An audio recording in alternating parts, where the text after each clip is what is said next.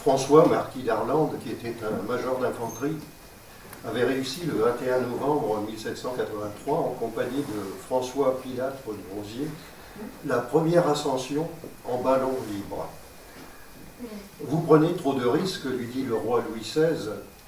Votre Majesté daignera me pardonner, répondit fièrement l'officier, mais son ministre de la guerre m'a fait tant de promesses en l'air que j'ai pris la résolution de les aller chercher. » En ce temps actuel, les promesses en l'air, toutes plus généreuses les unes que les autres, ne manquent pas. Il suffit de comparer les promesses électorales faites par nos élus avec ce qu'ils ont fait dans l'exercice de leur mandat pour s'en convaincre. Un cadeau qui est promis à un enfant mais qui ne lui a jamais été donné peut provoquer aussi en lui des sentiments de frustration indélébile. Et que dire des promesses de fidélité échangées lors du service de mariage, mais bafouées quelque temps après, avec toutes les conséquences tragiques qui peuvent en résulter pour les conjoints et pour les enfants. La Bible est le livre des promesses de Dieu, des promesses sûres, car celui qui fait la promesse est fidèle, Hébreux 10. Et nous pouvons affirmer avec le psalmiste, ta renommée s'est accrue par l'accomplissement de tes promesses. Psaume 138. Je vous invite ce matin à faire une lecture avec moi dans Philippiens, chapitre 2, versets 12 à 16. Philippiens 2, 12 à 16.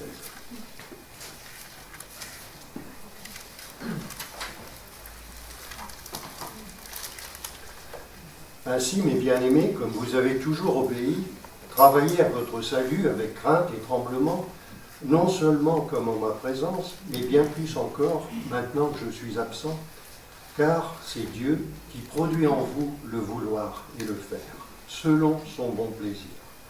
Faites toutes choses sans murmure ni hésitation, afin que vous soyez irréprochables et purs, des enfants de Dieu irréprochables, au milieu d'une génération perverse et corrompue, parmi laquelle vous brillez comme des flambeaux dans le monde, portant la parole de Dieu. Et je pourrais me glorifier au jour de Christ de n'avoir pas couru en vain, ni travaillé en vain. Je me dis que nous voici à la veille d'une nouvelle année, et chaque nouvelle année apporte des changements, parfois même des bouleversements.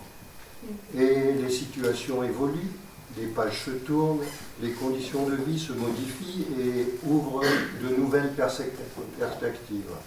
Non pas que tout cela se produise au 1er janvier, mais nous sommes engagés dans un mouvement perpétuel auquel nous prêtons souvent peu d'attention, sauf lorsque celui-ci se précipite soudainement et nous rappelant alors que nos jours disparaissent, nos années s'évanouissent comme un son et que nous nous envolons avec peine et misère. Psaume 90. Les choses ont-elles changé depuis les jours de Noé? Méchanceté, immoralité, violence règnent toujours sur la terre. On voulait un monde meilleur, un monde sans guerre, on rêvait d'égalité entre les peuples. Que sont devenus nos rêves de jeunesse? Malgré les progrès techniques considérables, la guerre sévit partout. L'écart grandit entre les pays riches et les pays pauvres. Et à l'intérieur même des pays les plus développés, le chômage, la précarité, la pauvreté subsistent. Que de désillusions aujourd'hui. Progrès et barbarie, démocratie et tyrannie, désenchantement du monde, faillite des idéologies, dépréciation du politique, reste pourtant l'individu tiraillé entre repli de soi et en quête de nouvelles vérités. Je me dis que l'homme construit son présent et son avenir terrestre sans rien maîtriser de son ultime destin. Même si grâce à la science, il grignote quelques parcelles de vie sur la mort, il demeure désespérément mortel et désemparé devant sa propre existence. Devant un tel constat, quelle solution? L'homme sans Dieu n'a ni certitude ni espérance. Et le seul remède est la foi en Jésus-Christ et en son œuvre qui croit au Fils de Dieu à la vie éternelle. Jean 3. Ces derniers temps, on nous dit que les choses vont mal. Les Français n'ont pas le moral. Les membres du gouvernement obligés de démissionner, élus mis en examen, hommes d'affaires condamnés, pots de vin, des lits d'initiés, abus de biens sociaux. Nous sommes désormais installés dans des républiques bananières, gangrénées par la plutocratie. Toutes les sphères sont touchées, et particulièrement celles des hommes de pouvoir, qu'ils soient politiques ou financiers. J'ai vu qu'une ONG allemande qui mesure la perception de la corruption dans le monde signale que l'Europe est désormais entachée par un nombre de plus impressionnant de scandales. Et son classement annuel, qui vient de tomber, liste les pays les plus vertueux aux plus corrompus. Les pays nordiques occupent la première place. La Corée du Nord est classée 174e et dernière. Et quant à la France, elle régresse toujours après le Chili. Et je me dis que c'est sans doute la raison pour laquelle les Français considèrent que leur classe politique est largement touchée par ce fléau. De son côté, cette ONG martèle que 70% des nations du monde ont un problème sérieux et grave de vénalité parmi leurs fonctionnaires. Ceux qu'on regarde comme des chefs des peuples les écrasent et les grands font peser leur pouvoir, diagnostiquait déjà Jésus. Et il ajoutait, il n'en est pas ainsi parmi vous.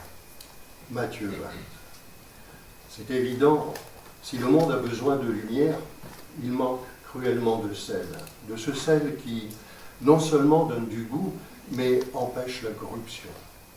Ce trésor blanc est un agent conservateur pour le maintien efficace de la pureté, rien de moins.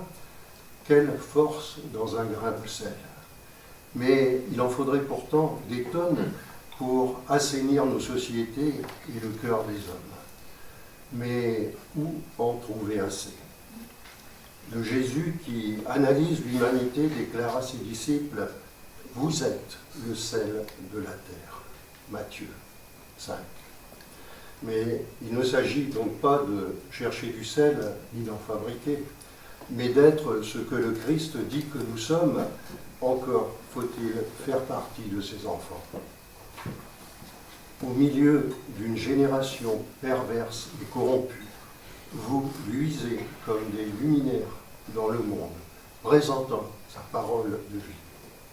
Philippiens 2,15. C'est vrai qu'il y a les choses prévisibles et celles qui sont inattendues au cours de notre vie. Il y a ce qui apparaît, ce qui disparaît, ce qui se fait, ce qui se défait. Et toutes ces modifications et variations marquent notre vie et nous font progresser dans une certaine direction, la bonne ou bien la mauvaise. Puissions-nous avoir choisi la bonne et nous rappeler que nous sommes ici-bas des étrangers et des résidents temporaires en route vers une cité qui a de solides fondements, vers la patrie céleste, Hébreux 11. Récemment, ma voiture est passée au contrôle technique. Et là, le gars me dit, pas de problème, la direction est bonne, j'ai regonflé un petit peu les pneus. N'oubliez pas la ceinture de sécurité. Et il me dit tout ça en me rendant les clés. Je vous invite ce matin aussi à prendre un petit peu la route avec moi et à attacher solidement vos ceintures. Vous savez comme moi qu'il y a toujours eu polémique au sujet de la ceinture de sécurité. Certains ont eu la vie sauve parce qu'ils l'avaient mise, d'autres auraient été brûlés vifs s'ils l'avaient portée. Entre-temps, elle est devenue obligatoire et l'on a trouvé que c'était là une atteinte à la liberté individuelle. Nous savons aussi que les alpinistes qui s'encordent acceptent pourtant cette servitude à cause des risques que comporte leur expédition. Mon intention n'est pas ici-bas de rouvrir ce débat, mais d'essayer de tirer quelques enseignements bibliques et spirituels. Car il nous faut aussi être attachés d'une autre manière si nous voulons traverser la vie sans dommages irréparables. Je crois, et il est de notre devoir spirituel aussi de savoir et de s'assurer que ceux qui sont à notre bord soient solidement attachés, eux aussi, afin qu'un jour, ils puissent devenir des chauffeurs pour Christ, sachant tenir la route en menant dans la bonne direction, tout en vérifiant aussi régulièrement la pression des pneus. Car nous savons que pour faire une bonne route, il nous faut aussi des pneus qui soient ni sous-gonflés, ni surgonflés. Sachant mettre, chers amis, dans nos vies chrétiennes, la pression nécessaire pour ne pas être des chrétiens ou chrétiennes surgonflés ou sous-gonflés, ce qui, dans les deux cas, provoque bien souvent des dommages irréparables.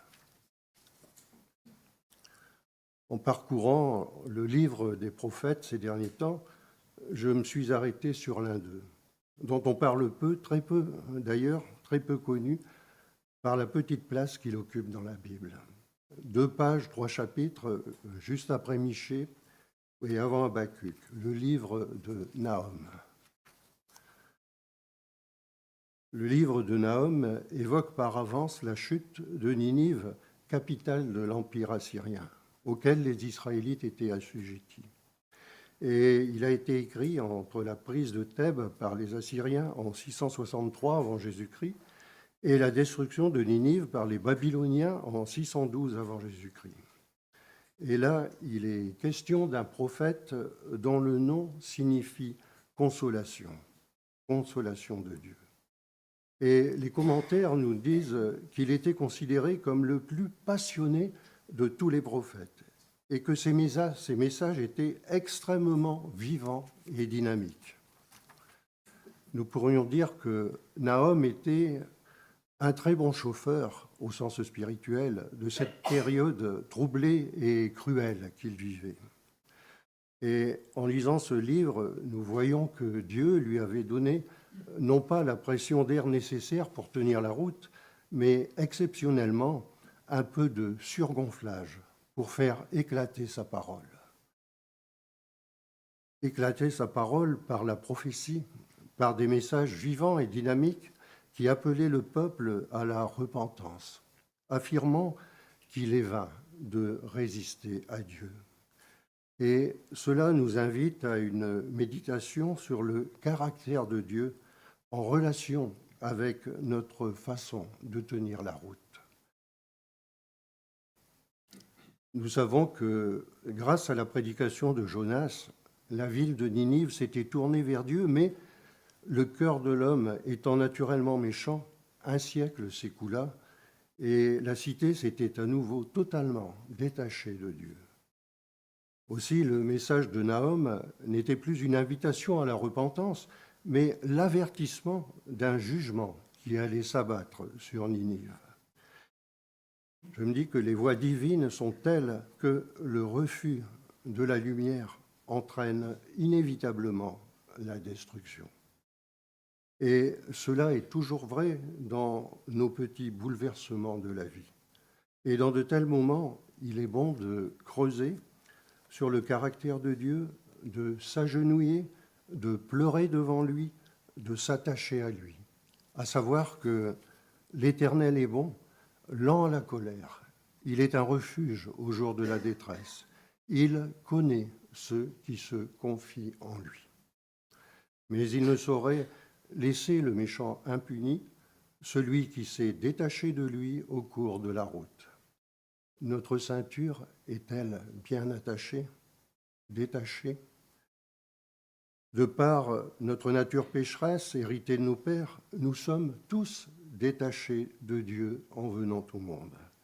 Et très tôt, nous nous manifestons comme des enfants de rébellion. Éphésiens 2.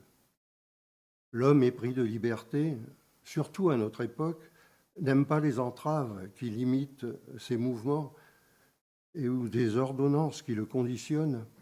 Il veut agir à sa guise et ne se rend pas compte qu'en refusant de se livrer à Dieu, eh bien, il demeure sous la domination du péché et de Satan.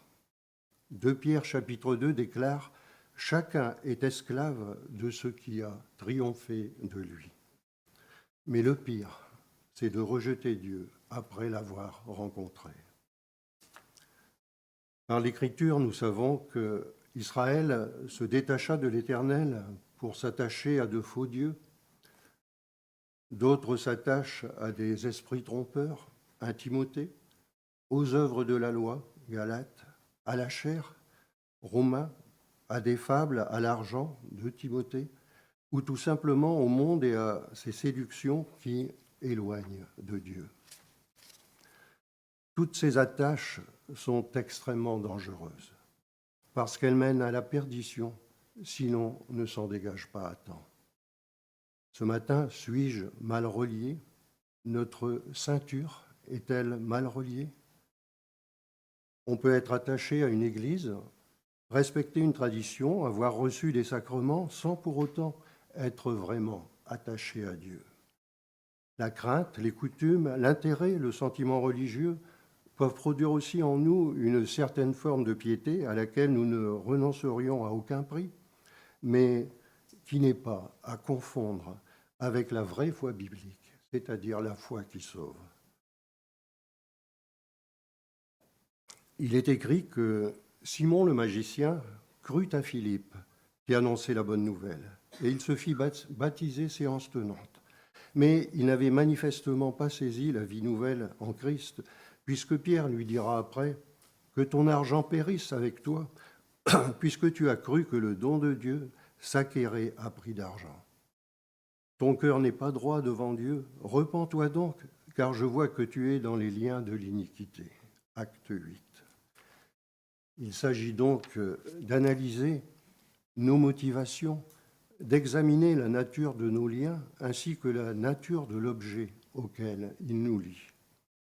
Chers amis, tout est vain si notre piété n'est pas une foi authentique, personnelle, en un Christ vivant qui demeure en nous et en qui nous demeurons en lui. Notre salut est dans l'attachement à Dieu, la ceinture bien attachée. Par sa mort expiatoire à la croix, Jésus a rendu possible notre rattachement à Dieu. Par la repentance et l'obéissance de la foi, notre âme est délivrée de la mort et liée dans le faisceau des vivants. 1 Samuel. 1 Corinthiens déclare que celui qui s'attache au Seigneur est avec lui un seul esprit. Chers amis, c'est par l'écoute et la méditation de la parole de Dieu, la foi, l'obéissance, la prière, la communion fraternelle, la vie d'église normale, le témoignage, l'engagement et la consécration de nos vies au service du divin Maître que se nouent et se resserrent les liens qui nous unissent à Dieu. Et voyez-vous, être négligent dans ce domaine, c'est passer au feu rouge sans ceinture de sécurité. C'est aller au-devant de graves crises et d'échecs douloureux. Portons donc toute notre attention sur notre union avec le Christ. Attachons-nous aux choses que nous avons entendues de peur que nous soyons emportés loin d'elles. Attachons-nous aux saintes paroles de notre Seigneur Jésus-Christ et à la doctrine qui est conforme à la piété. Affectionnons-nous au bien d'en haut afin de rester d'un cœur ferme, attaché au Seigneur. Et veillons à ce que rien ne nous sépare de lui, ni de sa parole, ni de son Église, même dans son expression locale si imparfaite, ni de ses membres les plus petits et les moins honorés, car tout cela forment un ensemble dont nous faisons partie. Je me dis, nous sommes comme des fils, et à chaque fil s'ajoute un autre fil pour que soit tressée une corde solide qui ne se rompt plus. Et c'est de cette structure harmonieuse, bien liée, bien coordonnée, que parlait Paul aux Éphésiens. Ainsi, tout ce qui tend à nous détacher de Christ, de sa parole ou de son œuvre, vient forcément de l'adversaire. Puissions-nous ne pas être de ceux qui se retirent pour se perdre. Paul parlait avec tristesse de ceux qui l'avaient abandonné en 2 Timothée et qui même avaient abandonné la foi. Et il nous est clairement ordonné de ne pas quitter la famille de Dieu, sachant que chaque infidélité, chaque manquement d'amour, chaque désobéissance, chaque injustice rompt un fil et affaiblit la corde. Et si le mal n'est pas réparé, la corde s'effrite et perd de sa résistance, et en mettant en danger notre vie spirituelle. Chers amis, quel est l'état de notre ceinture ? Dieu, un jour, ordonna au prophète Jérémie de prendre la ceinture de lin qu'il portait sur ses reins et d'aller la cacher dans la fente d'un rocher près de l'Euphrate. Quelque temps après, l'Éternel lui demanda d'aller la reprendre. Mais voici, la ceinture était gâtée. Elle n'était plus bonne à rien. Jérémie 17. Quel sens revêtait cette action symbolique ? L'Écriture nous le dit. Il est dit, « Comme on attache une ceinture au rein d'un homme, ainsi je m'étais attaché, la maison d'Israël, et toute la maison de Juda, dit l'Éternel, afin qu'elle soit mon peuple, mon nom, ma louange et ma gloire. » Mais ils n'ont pas écouté. Et Dieu voulait par là stigmatiser l'orgueil de son peuple qui suivait les penchants de son cœur et qui refusait d'écouter les paroles de l'Éternel.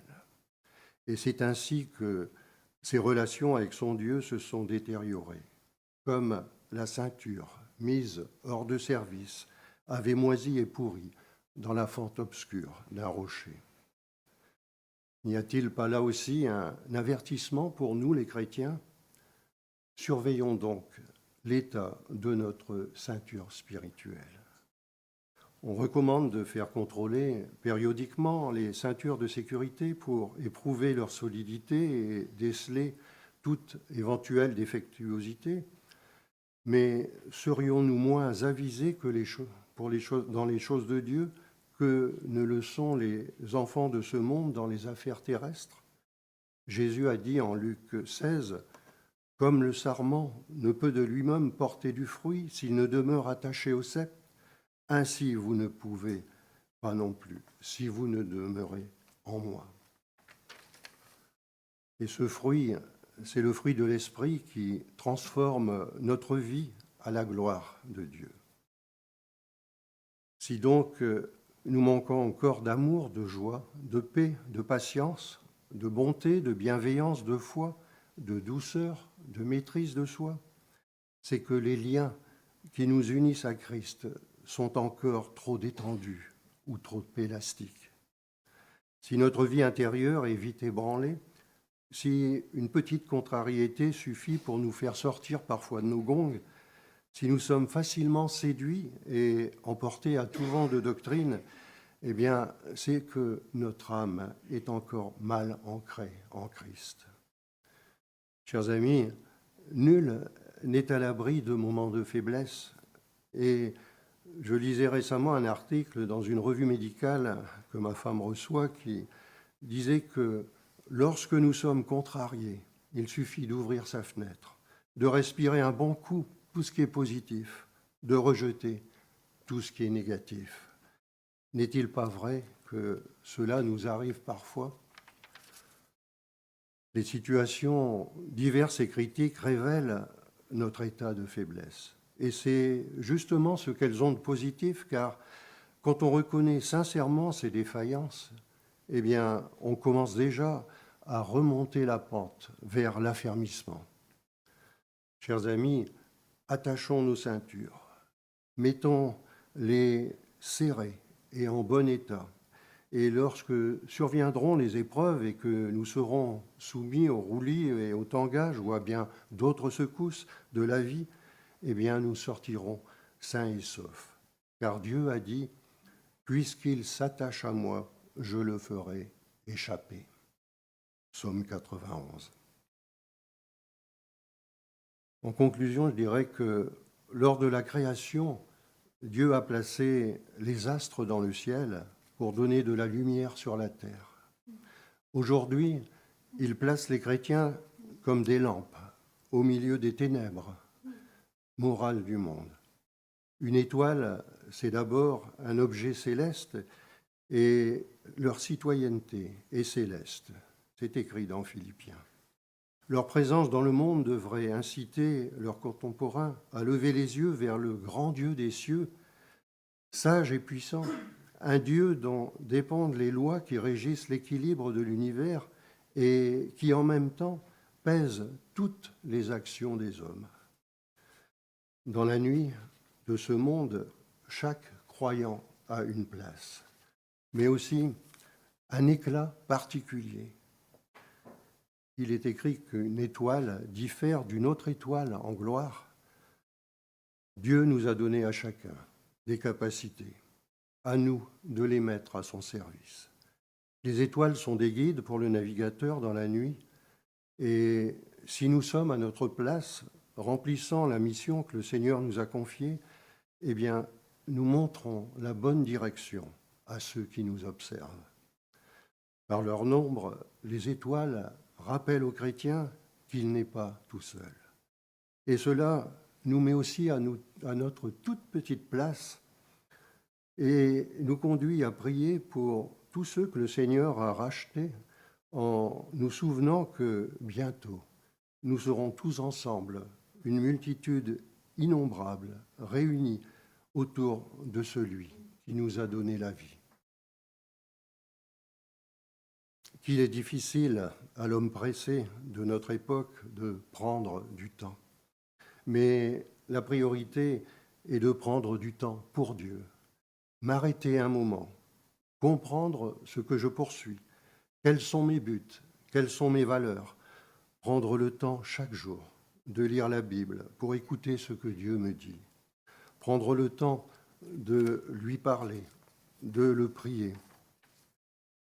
Chers amis, rien ne peut remplacer les instants que nous passons dans l'intimité de notre Seigneur.